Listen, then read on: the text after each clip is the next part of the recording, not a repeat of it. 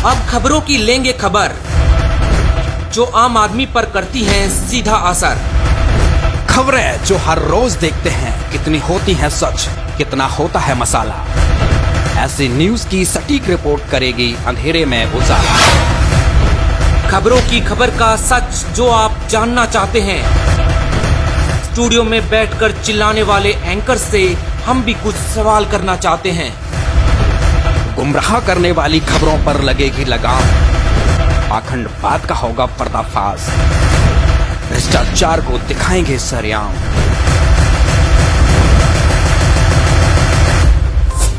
नमस्कार दर्शकों, खबरों की खबर कार्यक्रम में आप सभी का स्वागत है। इस कार्यक्रम में आज हम देश के दो ऐसे मुद्दों पर चर्चा करेंगे जो एक सामाजिक ढांचे को मजबूत करेगा और दूसरा आध्यात्मिकता की टक्कर को आसान करेगा। सामाजिक मुद्दे पर आज हम कृषि बिल किसान हितैषी है या विरोधी पर चर्चा करेंगे, तो दूसरा आध्यात्मिक मुद्दे में होगा इस महीने में समाप्त हुई श्राद्ध पूजा सही है या गलत। तो आखिर किसान बिल 2020 क्या है, आखिर क्यों किसान और विपक्षी पार्टियों ने सड़कों पर हल्ला बोल रखा है, क्यों ये इस बिल का इतना विरोध कर रहे हैं। साथ ही हम आध्यात्मिक मुद्दे पर श्राद्ध पर भी चर्चा करेंगे तथा इसकी सच्चाई पूरी आपको बताएंगे। तो आइए शुरू करते हैं हमारा विशेष कार्यक्रम खबरों की खबर का सच जो आप जानना चाहते हैं। नमस्कार, आज देश का सबसे अहम मुद्दा आपको तथाकथित न्यूज चैनल्स पर दिखाई नहीं देगा, क्योंकि देश का चौथा स्तंभ इस बात में ज्यादा दिलचस्पी नहीं रखता है। चौथा स्तंभ इस बात में ज्यादा दिलचस्पी रखता है कि रिया चक्रवर्ती को रात में जेल में नींद कैसे आई, लेकिन किसानों की नींद क्यों हराम है, इस बात से न्यूज चैनल्स को कोई लेना देना नहीं है। इन न्यूज रिपोर्टर्स को किसानों का मुद्दा उठाना जरूरी नहीं लगता है। देश के हर फालतू ड्रामों को प्राइम टाइम शो में दिखाकर जनता को बेवकूफ बनाया जा रहा है, क्योंकि सत्ता की गोद में बैठकर इन टीवी चैनल्स को संघर्ष वाली पत्रकारिता करने की जरूरत नहीं पड़ती, क्योंकि लुटियंस दिल्ली से आगे का धुंधला दिखाई देने लगता है इन बड़े बड़े न्यूज चैनल्स को और पत्रकारों को। साथ में सत्ता को भी ये नहीं भूलना चाहिए कि सीमा पर खड़ा जवान और सड़कों पर पिट रहा किसान एक ही परिवार से आते हैं। यदि सड़कों पर किसानों का रक्त बहेगा तो आंसू तो जवान के बीच जरूर निकलेंगे, जो कि हमारे देश की मौजूदा स्थिति को और गंभीर दौर से गुजरने पर विवश कर सकता है। ऐसी न्यूज देश हित के मुद्दे लगातार उठाता रहेगा और आपको दिखाता रहेगा। आज हम बात कर रहे हैं कृषि बिल 2020 की। आपको बता दें कि तमाम विपक्षी विरोध के बावजूद इस बिल के तीनों विधेयक राज्यसभा और लोकसभा में पारित हो चुके हैं, यानी अब राष्ट्रपति की मोहर लगना शेष है और फिर यह कानून का रूप धारण कर लेगा। हैरानी की बात यह है कि विपक्ष कृषि बिल का विरोध करता रहा और सरकार ने पिछले दरवाजे 8 और बिल पास कर दिए हैं। केंद्र सरकार का कहना है कि कृषि सुधार बिल किसानों का हितैषी है, जबकि वहीं किसान तथा अन्य विपक्षी दल इस बिल का कड़ा विरोध कर रहे हैं। विरोधी दलों का कहना है ये बिल किसानों का हितैषी नहीं बल्कि उनका दुश्मन है। विरोधी पक्षों का कहना है कि वर्तमान मोदी सरकार की नीति सरकारी खजाने को निजीकरण के हाथों सौंपने की है, जिसके तहत वह ऐसे अजीबोगरीब कानून लागू करवाना चाहती है जो न तो देश हित में है और न ही जनता के हित में। वहीं किसानों ने भी इस बिल का खासा विरोध किया है। किसानों का कहना है कि इस बिल से देश के किसान आत्महत्या करने पर मजबूर हो जाएंगे, क्योंकि उनको डर है कि निजीकरण से कहीं न कहीं उन्हें उनकी फसल के उचित लागत नहीं मिल पाएगी। किसानों की कई प्रकार की शंकाएं हैं और सवाल भी हैं, जिनके उत्तर केंद्र सरकार अभी तक नहीं दे पाई, जिसके चलते देश भर के किसान संगठनों ने 25 सितंबर को देश भर के अलग अलग राज्यों में बड़े बड़े प्रदर्शन किए। पंजाब के अमृतसर में कृषि बिलों के खिलाफ किसान मजदूर संघर्ष कमेटी ने रेल रोको आंदोलन चलाया। वहीं उत्तर प्रदेश के अमरोहा में कृषि बिलों के खिलाफ विरोध प्रदर्शन कर रहे प्रदर्शनकारियों ने दिल्ली लखनऊ नेशनल हाईवे को जाम कर दिया। प्रदर्शनकारी कृषि बिलों को वापस लेने की मांग कर रहे हैं। आज हम आपको सरकार के द्वारा पारित किए गए तीनों बिलों के बारे में विस्तार से समझाएंगे। सरकार ने जो पहला बिल पास किया है वो है FPTC, यानी कि the farmer produce trade and commerce. इस बिल में एक ऐसा इकोसिस्टम बनाने का प्रावधान है जो किसानों और व्यापारियों को मंडी से बाहर फसल बेचने की आजादी देगा। वहीं सरकार ने जो दूसरा बिल पास किया है उसका नाम है FAPAFS, यानी कि farmer empowerment and protection agreement on price assurance and farm services ordinance 2020। इस विधेयक में कृषि करारों पर राष्ट्रीय फ्रेमवर्क का प्रावधान दिया गया है। यह बिल कृषि उत्पादकों की बिक्री, फार्म सेवाओं, कृषि बिजनेस फर्मों, थोक विक्रेताओं, बड़े खुदरा विक्रेताओं और निर्यातकों के साथ किसानों को जुड़ने के लिए सशक्त करता है। वहीं सरकार ने जो तीसरा बिल पास किया है उसको कहते हैं अति आवश्यक वस्तु अधिनियम। इस बिल में अनाज, दलहन, तिलहन, खाद्य तेल, प्याज, आलू को आवश्यक वस्तुओं की सूची से हटाने का प्रावधान रखा गया है।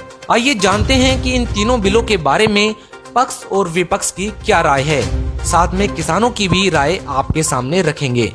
पारित किए गए तीनों बिलों के बारे में सरकार का कहना है कि इस बिल से किसानों और फैक्ट्री यानी कि कंपनियों के मालिक के बीच के बिचौलिए यानी कि आड़ती खत्म हो जाएंगे। इस बिल से किसानों की आय दुगनी होने में सहायता मिलेगी। मैं यहाँ स्पष्ट कर देना चाहता हूँ कि ये कानून, ये बदलाव कृषि मंडियों के खिलाफ नहीं है। कृषि मंडियों में जैसे काम पहले होता था वैसे ही अब भी होगा।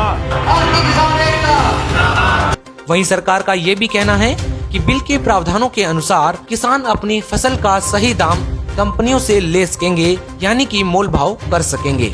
सरकार ने कहा कि एमएसपी जारी रहेगी, वह किसानों को इस बात का भरोसा दिलाती रही।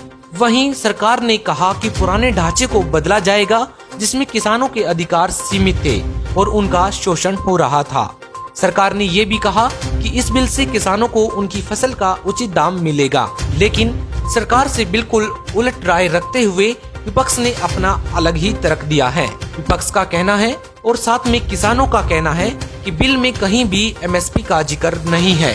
मंत्री और प्रधानमंत्री सिर्फ बोल रहे हैं लेकिन बिल में जोड़ नहीं रहे। वहीं राहुल गांधी ने ट्वीट कर कहा कि मोदी सरकार के कृषि विरोधी काले कानून से किसानों को एपीएमसी यानी कि किसान मार्केट खत्म होने पर एमएसपी कैसे मिलेगा। आप पर आक्रमण चालू है तेजी से। सबसे पहले नोटबंदी, उसके बाद जीएसटी और फिर कोरोना के समय आपको 1 रुपया नहीं दिया गया। आपको मारने की कोशिश की जा रही है, आपको गुलाम बनाया जा रहा है, कॉर्पोरेट्स का गुलाम बनाया जा रहा है। और अब ये 3 भयंकर कानून आपको खत्म करने के कानून, आपके पैर में कुल्हाड़ी मारने वाले कानून। हम आपके साथ खड़े हैं और इन कानूनों को हम रोकेंगे, मिलकर हम रोकेंगे। सरकार से मैं कहना चाहता हूं, ये आपने बहुत बड़ी गलती की है। अगर किसान सड़क पे उतर आया, बहुत जबरदस्त नुकसान होने वाला है। ये कानून आप एकदम वापस लीजिए, टाइम जाया मत कीजिए, एकदम इन कानूनों को वापस लीजिए और किसान को एमएसपी की गारंटी दीजिए। वहीं एमएसपी की गारंटी सरकार क्यों नहीं दे रही। मोदी जी किसानों को पूंजीपतियों का गुलाम बना रहे हैं जिसे देश कभी सफल नहीं होने देगा। सरकार के ऊपर लगातार हमला बोलते हुए किसानों ने कहा कि सरकार ने इस बिल को लाने से पहले किसी भी संगठन से बात नहीं की और न ही हमारे सवालों का जवाब दिया। पक्ष, विपक्ष और किसान इस बात से भी खासे नाराज नजर आए कि अगर सरकार को कुछ करना ही है तो एमएसपी जारी करे और एक अध्यादेश लेकर आए। ये मीडिया ने खा लिए हमारी ये सारी हारे, टेलीविजन जाके खोल लियो, जनते सुशांत की बेबे का ब्याह होगा और कुछ नहीं पाता। बारिश में बंद कर दे, मैं 2 बार कल बेचो नहीं तो कैमरा खोज दिया। दिशाक जानो हमें दिशाक से आज सबसे ज्यादा अगर देश में कोई गद्दारी कर गया, आज सबसे ज्यादा देश को अगर कोई बेचने पे तुला हुआ है वो मीडिया है। एक नास्तनिया गाड़ियां मर गया, 2 महीने हो गए टेलीविजन फोड़ने जी करे मथा करया करता देश खतर लड़िया था के क्या योगदान था देश के विकास में उनका। मूर्ख बना रखा है। 48,000 किसान मजदूर बेरोजगार आत्महत्या करके एक लाइन निकल दी। विपक्षी दलों का कहना है कि एपीएमसी को खत्म कर सरकार निजीकरण को बढ़ावा दे रही है और इससे छोटे मझोले किसान बेहद दुखी होंगे और ज्यादा फायदा कंपनियों को होगा। विपक्षी दलों के साथ साथ किसानों का ये भी कहना है कि जितनी जल्दी सरकार इस बिल को लाई, संसद में बिना वोटिंग के पास कराया, वो बेहद शर्मनाक है। इससे संसद की मर्यादा भी टूटी है।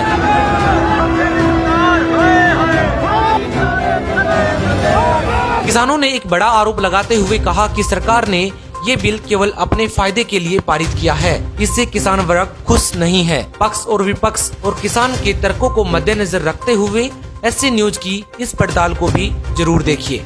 कृषि बिल 2020 पर हो रहे विरोध प्रदर्शन से ये स्पष्ट है कि किसान केंद्र सरकार से खासा नाराज है, क्योंकि जिस तरह से इस बिल के तीनों विधेयकों को राज्यसभा और लोकसभा में पारित किया गया, वह तरीका न तो किसानों को और न ही विपक्षी दलों को पसंद आया। केंद्र सरकार ने किसान संगठनों से बातचीत न करके बिल को संसद में जिस तरीके से पारित कराया गया, उस सबसे किसानों के अंदर बहुत ज्यादा आक्रोश है और वह आक्रोश आज पूरे देश भर में देखने को मिल रहा है। किसान खेतों को छोड़कर सड़कों पर नजर आ रहे हैं। अभी भी सरकार की तरफ से कोई पहल नहीं की जा रही, जिससे कि किसान संगठनों को एक मंच पर लाकर उनकी बातचीत सुनी जा सके और उनके गिले शिकवे दूर किए जा सके, जिससे कोरोना संकट काल में विरोध थम सके। अगर किसान ही खुश नहीं होगा तो फिर जबरदस्ती बिल उनके ऊपर क्यों थोपा जा रहा है? क्या सरकार के द्वारा किसानों पर जाति की जा रही है? देश आजाद है, इसलिए संवैधानिक अधिकार भी है कि हर वर्ग हर व्यक्ति अपने हक की मांग कर सकता है। लेकिन अब जब ऐसा होता है तो उसका समूल नष्ट करने की कोशिश की जाती है। फिर भी देश का चौथा स्तंभ कहलाने वाले दलाल मीडिया हाउसेज इस मुद्दे पर शांत हैं। जनता के मुद्दे पर मौन हैं। जो एंकर्स रिया कंगना को लेकर चीख चीख कर शोर करते हैं, उन्हें आज इस मुद्दे पर साफ साफ सूंघ गया है। क्या मीडिया का जमीर मर चुका है? क्या इन पत्रकारों की भीड़ अन्न को नहीं खाती? ऐसे ढेर सारे सवाल जहन में लगातार आते रहते हैं। 100 बातों की एक बात ये है कि देश राम भरोसे चल रहा है। और अब बात करते हैं भारत के कोने कोने में फैली एक आस्था के बारे में, जिसे लोग श्राद्ध क्रिया भी कहते हैं। 17 सितंबर पितृ अमावस्या के अंतिम दिन के अवसर पर सभी न्यूज वेबसाइट पर श्राद्ध की महिमा का मंडन करते हुए कई खबरें पब्लिश की गई, लेकिन किसी ने भी इसकी सच्चाई नहीं बताई। आपको बता दें कि सभी मीडिया ग्रुप्स ने एक जैसी ही खबरें दिखाई तथा प्रकाशित कर आपको गुमराह किया है, और इसीलिए आज ऐसे न्यूज आपको श्राद्ध के बारे में सही, सटीक और प्रमाणित खबर दिखाएगा।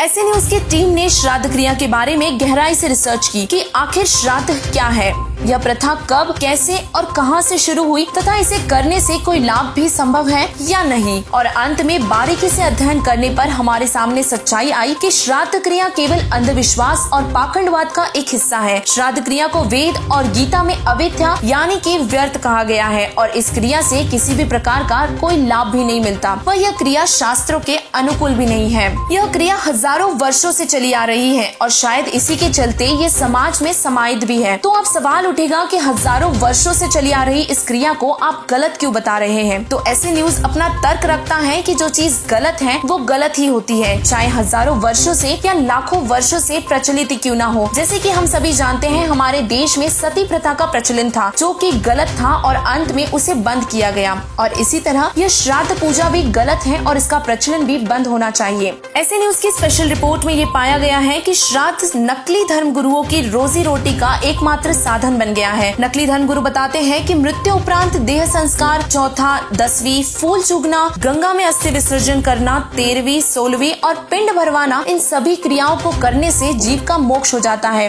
परंतु विश्व प्रसिद्ध संत रामपाल जी महाराज जी ने प्रमाणित करके बताया है कि श्राद्ध करने से आत्मा को कोई लाभ नहीं मिलता। उन्होंने प्रमाणित किया है, गीता जी के अध्याय नंबर 9 के श्लोक नंबर 25 में कहा है कि देवताओं को पूजने वाले देवताओं को, पितरों को पूजने वाले पितरों को और भूतों को पूजने वाले भूतों को ही प्राप्त होते हैं। और इसी तरह संत गरीबदास जी महाराज जी भी कहते हैं, राम रमे सो राम है, देव रमे सो देव, भूत रमे सो भूत है, सुनो सकल सुरभेद। अर्थात जो इस पूजा को करते हैं उनको भी बहुत नुकसान होता है। इसीलिए श्राद्ध क्रिया या यूं कहें कि पितृ पूजा, इससे न तो मरने वालों को और न ही इसके करने वालों को कोई फायदा होता है। तो अब सवाल उठता है, फिर आखिर ये प्रथा इतनी प्रचलित क्यों? इसीलिए संत रामपाल जी महाराज जी ने कहा है कि अंधश्रद्धा भक्ति खतराए जान, अर्थात एक अंधश्रद्धा है जिसे लोग अज्ञानतावश हजारों वर्षों से करते आ रहे हैं, जो कि अब सत्य प्रमाणों के आधार पर त्यागने योग्य है। आज हमने विशेष पड़ताल में सामाजिक और आध्यात्मिक मुद्दे पर विस्तार से बात की। अब शुरू करते हैं स्पेशल वीकली बुलेटिन। दिल्ली के deputy CM Manish Sisodia corona के बाद अब डेंगू से भी हुए संक्रमित मंत्री के शरीर में लगातार गिर रहे प्लेटलेट्स, हालांकि अब वे आईसीयू से बाहर आ चुके हैं। श्रीनगर में कुछ अज्ञात हमलावरों ने एडवोकेट बाबर कादरी की गोली मारकर कर दी हत्या। बाबर कादरी टीवी डिबेट में रखते थे कश्मीर की बात। एनसीबी के मामले में 29 सितंबर तक जेल में ही रहेंगे रिया और शैविक एक्ट्रेस को नहीं मिली जमानत। बेंगलोर दंगा मामले में एनआईए ने की 30 जगह छापेमारी हुई। 44 साल के मुख्य साजिशकर्ता सादिक अली को भी किया गिरफ्तार। जियो ने 22 अंतर्राष्ट्रीय उड़ानों में मोबाइल सेवाएं देने की शुरुआत की। जियो उड़ान के दौरान मोबाइल सेवा प्रदान करने वाली दूसरी भारतीय दूरसंचार कंपनी बनी। कृषि बिल के विरोध में पंजाब में शुरू हुआ रेल रोको आंदोलन। किसान संगठनों का दावा है कि छोटे बड़े 250 किसान संगठन जुड़े हैं। देश के कई राज्यों से किसान इस आंदोलन में कर रहे हैं सरकार का विरोध। कर्नाटक के कांग्रेस विधायक नारायण राव का 65 साल की उम्र में कोरोना वायरस से हुआ निधन। सूरत के ओएनजीसी टर्मिनल में लगी भीषण आग, साथ ही 3 धमाके भी हुए और 25 फीट ऊंची लपटें उठी। फायर फोर्स ने 4 घंटे में आग पर पाया काबू। कोरोना के बढ़ते मामलों की वजह से इजराइल ने लगाया दूसरा लॉकडाउन। यहां पर संक्रमितों की संख्या हुई 2 लाख के पार। कोरोना से लड़ाई में अब एसडीआरएफ की 50% राशि खर्च कर सकेंगे राज्य। केंद्र ने राज्यों को दी मंजूरी। जगत गुरु तत्वदर्शी संत रामपाल जी महाराज जी के श्रद्धालु शिष्यों ने हरियाणा के जिला फतेहाबाद में टोहाना रोड पर स्थित सतलोक आश्रम में बिना बैंड बाजे के महज 17 मिनट में रचाई एक अनोखी शादी। सादगी भरी इस शादी की बातें शहर भर में चर्चा का विषय बनी रही। कार्यक्रम के दौरान सिरसा जिले के गगनदीप का विवाह फतेहाबाद के राजदीप के साथ बिना किसी दहेज और फिजूल खर्चे के साथ संपन्न हुआ।